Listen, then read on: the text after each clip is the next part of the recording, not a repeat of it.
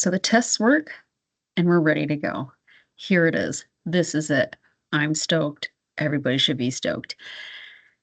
This is my rabbit hole vlog. Why are you doing that, Summer? You might be wondering to yourself, and here's why. I am a very, well, to be fair, I'm a hardworking, career aspiring sort of lady. But I'm also sometimes just really, really lucky. And I have the opportunity to go and live in China for a year as I go over to work for my company. Now, one thing that China doesn't have, arguably, probably the only thing China doesn't have, is access to Google. Apparently, they hate Google. I don't know, but it's a thing. That means that my normal creative outlet in the form of the Rabbit Hole blog will no longer be accessible to me, which concerned me so much that I dug into my very creative, cunning brain and thought, how the hell am I going to get around that? Introduce vlog. So a trusted, lovely family member of mine will receive these vlogs and upload them, and it will be my means of communicating through my period in China. Now, this is going to sound like it's a completely unrelated note, but just stay with me as we go down this little rabbit hole. Today is Matariki. And Matariki is the Maori New Year in New Zealand. And it's a lovely holiday, a time to reflect on the past, but also a time to set our intentions for the forthcoming year. And this is obviously really timely for me because I'm about to go on this adventure to China for a year, and I already know what I want my intentions to be. Now, a little history. I've tried to convey it subtly through my recent articles, but I'm just going to lay it all out. In January of 2023, I left my marriage. I did that because I felt like I had to. I did not do that because I stopped loving my husband. And in March of 2024, I found out that he died.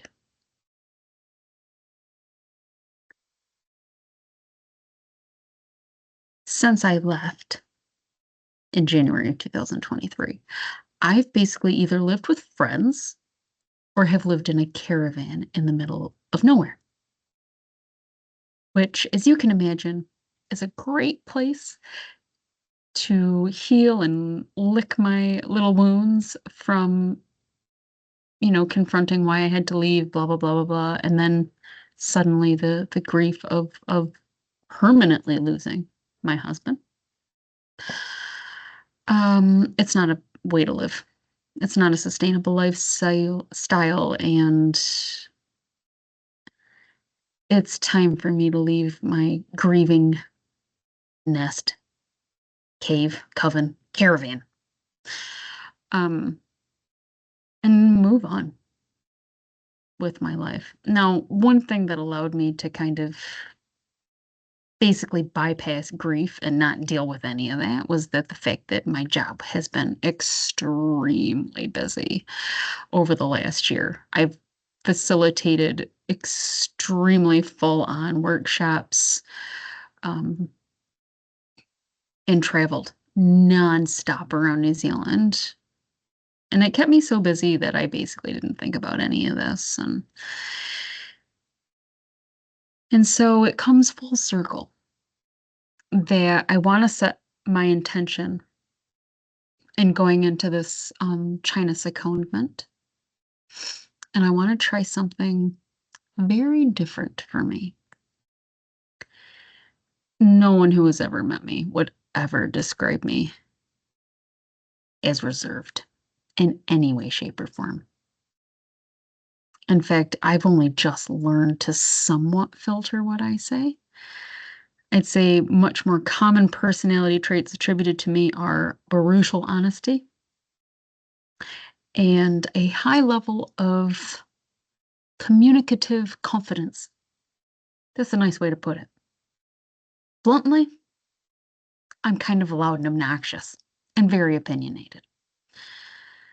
And a lot of my life's adventure has been learning how to balance myself out a bit better so that I don't come across as so abrasive. One of my biggest aspirations in life is to become a leadership coach, high performance teams coach, and a facilitator of self awareness raising workshops, especially in that leadership development space.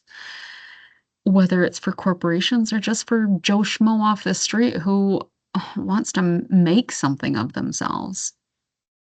The best leaders are self-aware leaders. So the first thing that anyone needs to do when they want to become a more conscious and effective leader or grow their emotional intelligence is self-awareness.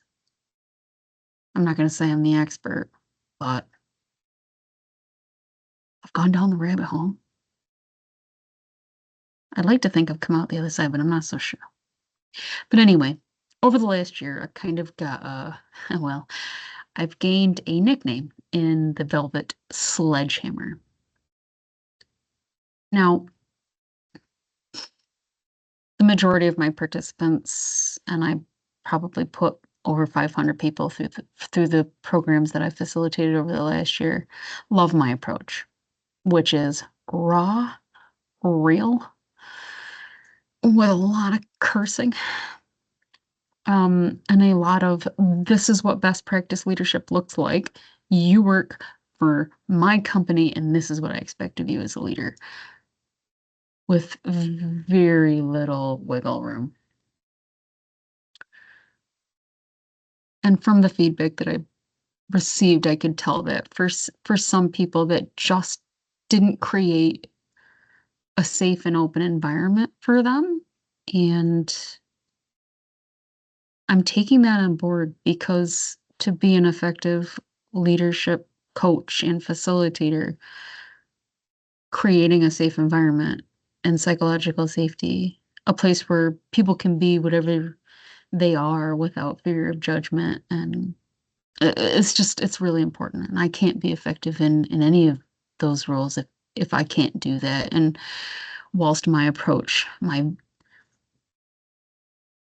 just say my sledgehammer approach because I'm very little velvet, works for most people. It doesn't work for all people. And I need to be able to adapt better. So I intend to consciously overcorrect over this next year and be all velvet and less sledgehammer. To do that, I actually intend to be mostly silent, especially to start off, because I don't actually trust myself to not be the sledgehammer. My voice, thanks to my lovely American accent, literally slams people. And China is a fantastic place and culture to practice this in because they see time up to 20 seconds to reflect as an act of courtesy and an act of respect. So honoring that silence is going to be super critical for me to build trust and functional relationships while I'm in China. So it all kind of makes sense. Now, if you're not sure what I mean, let me just paint you this picture, okay? You've got the one of the ways we gain self-awareness is to look in that proverbial mirror, right? And a velvety facilitator or coach will hold up that mirror and say, "Here's the mirror. You see it? This is you. Just take a look in that mirror and tell me if you like what you see. What are some of the great things about yourself and not so great things about yourself? What kinds of subconscious biases and judgments might you hold that impact your day to day relationships and how you might actually impact then on other people?" Just look gently. Don't look for too long. Just go gently. That's not my approach. I literally take that meal and I shove it in someone's face and I say, "You look at that. You look at that. You look at that. Look at those shadows. Look at all the shitty things about yourself. Look at all those prejudices and judgments and biases. Are you okay with the person that you are? Because I got to tell you, there's some not cool shit in that mirror. And you need to sit with that and look in that mirror. You look at it. Now be a better person." Turns out that's not so helpful. Now, there's an obvious reason to why that was my approach, because that's what I did to myself. And from the screaming fits I had in various vehicles and crying, sobbing sessions and closets that I've had along my adventure, probably should have indicated to me that that wasn't going to be an approach that worked with everybody. That very tough love approach. That's the sledgehammer. So I do want to be, I'm okay with being the velvet sledgehammer, but I'm not okay with just being a sledgehammer. So if we're on a spectrum, because everything's on a spectrum, this is the velvet sledgehammer spectrum, and I'm down here. I'm all sledgehammer. I want to be somewhere towards the middle. Anywhere in here is probably going to work really well. I want to be adaptable. I want to have a range. But to do that, I know I need to just throw myself. Where did I start? Whatever. I need to be completely velvet. I want to explore the strength and power and silent leadership. What happens to that environment that I'm within when I just keep my mouth shut and empower others to be heard? That's what I'm going to be working on. Now, I'm not going to lie, it's going to suck for me. It's going to be hard. I'm going to have to overcome, I literally feel compulsions to speak. I think that swearing is funny. I think that on the line and sometimes below the line jokes are fun and build relationships. That's not going to work in China. They're not going to think I'm funny. I'm going to have to try to be different, which also means I'm going to need a healthy outlet to be what I am. Us the vlog, people. So if you want to hear about my learnings and maybe even see me cry sometimes, bonus, then join me as I embark on this year-long experiment of exploring the velvet. That's my intention. Until next time, live long and prosper. Is it? I gotta think of a sign off. That's rubbish. Whatever.